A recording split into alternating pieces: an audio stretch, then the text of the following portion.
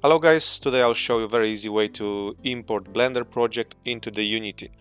My project is a rock. I don't want to have a light and a camera, so I'm selecting just the rock and file, export FBX,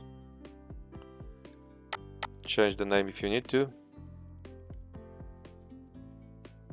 select that object, just need to select that. In my case I just need the rock, so just selected objects, export, go to Unity, assets, right click, import new asset,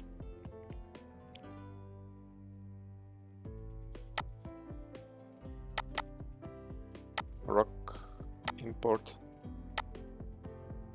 Like you can see, now we imported our project from Blender to Unity.